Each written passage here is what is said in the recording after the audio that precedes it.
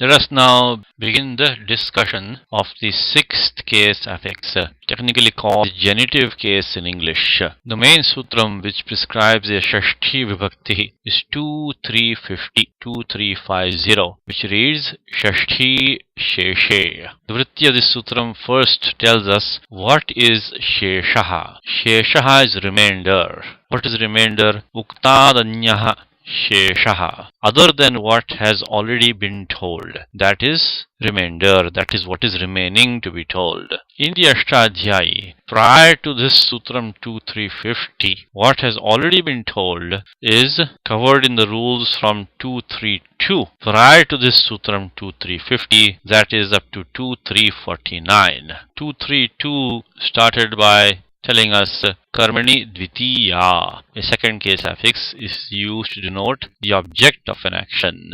We know very well by now that this is called a Karaka Vibhakti, meaning that it is a case affix governed by a verb or a verbal derivative. Because to have the object of an action, we have to have a verb or a verbal derivative. Similarly, 2318 tells us Kartrukaranayos Tritiya. All these we have already studied. So 2318 prescribes a third case affix to denote the agent or the instrument of an action.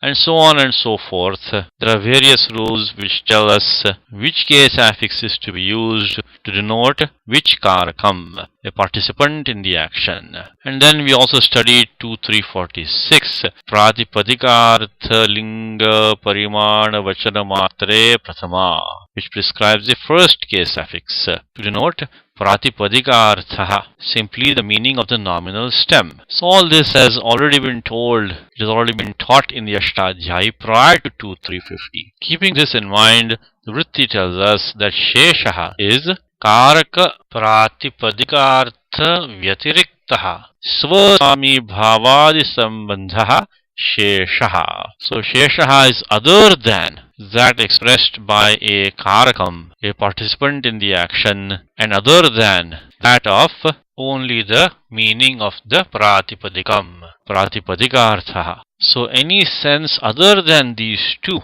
is Sheshaha. Now what could that sense be? It is that of a syntactic relation between two nouns and not between a noun and a verb or a verbal derivative. So in short, Sheshaha is a sambandha, the relation between two nouns. That relation could be of a variety of kinds. For example, Swaswami Bhavaha, the relationship between an owner and that which he or she owns, his or her possession. That's one kind of a sambandha. It could be a avayava vayavi bhava sambandha, relationship between the whole and a part, like a tree and a branch, or an animal and its foot, etc. It could be janya janaka bhava sambandha, relationship between the begetter and the begotten, one who gives birth and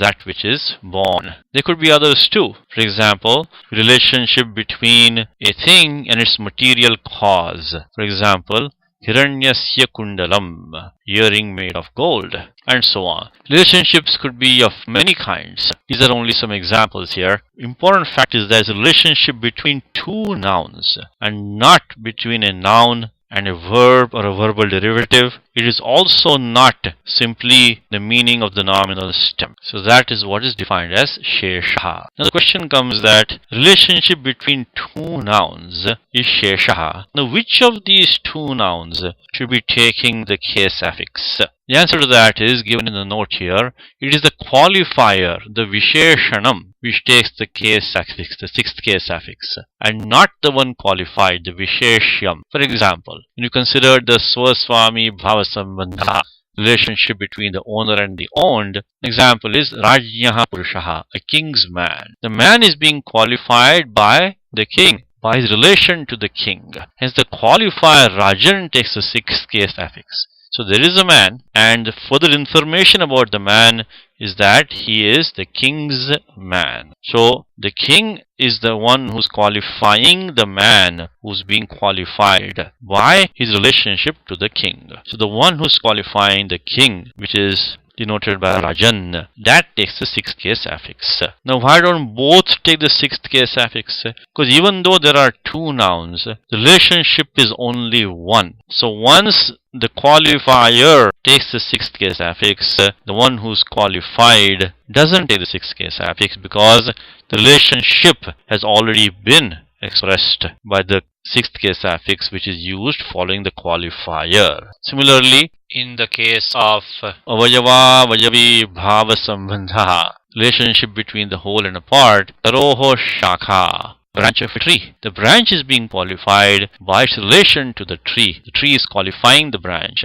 Hence the qualifier taru takes the sixth case affix. Similarly, in the case of janya janaka bhava sambandha, relationship between the begetter and the begotten, we say pituhu putraha, a father's son. The son is being qualified by his relation to the father. As the qualifier pitru, the father, takes the sixth case affix. As already mentioned, sambandha can be of many kinds. These are only some examples. One word of caution here is that we generally use the English preposition of to express a shashti vibhakti. So king's man, a man of the king, a branch of the tree, a son of the father. But the caution is that not every English of can be expressed by Shashti Bhakti in Sanskritam. For example, a man of strength is not Balasya Naraha. It is Balavan Naraha or Sabalo Naraha. Similarly, in the month of Vaishakha is Vaishakhe Mase and not Vaishakhasya Mase. This is the caution given by Apte in his book on Sanskrit composition, where he says that we should not just take a off in English and always assume that we can use a Shashti Bhakti to express that in Sanskritam. Now one final note here is that Karmadinamapi Sambandha Matra Vivakshayam Shashtyeva, which means when the speaker wishes to express a karakam, like the karma for example, the object, etc., as having a mere relationship to the action and not specifically as an object, etc., then the sixth case affix alone is used. We already mentioned that Sheshaha refers to a sambandha, relationship generally between two nouns. But sometimes the speaker may want to express a relationship, just a relationship and nothing more, between a karakam and the action. At that time, rather than using a second case affix in the case of karma, by karmani dvitiya, etc., the speaker is allowed to use a sixth case affix to denote a karakam when he desires to express a mere relationship and not a specific karaka relationship.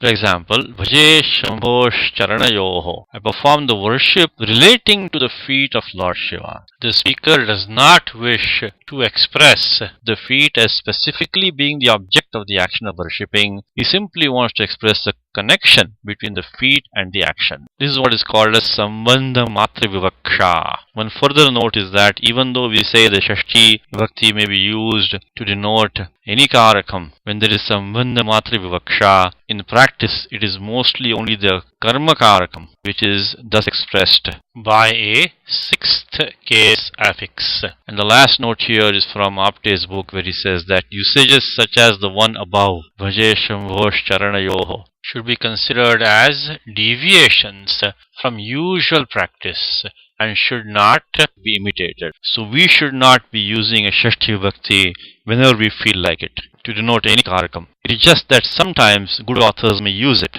and we should be aware of such usages.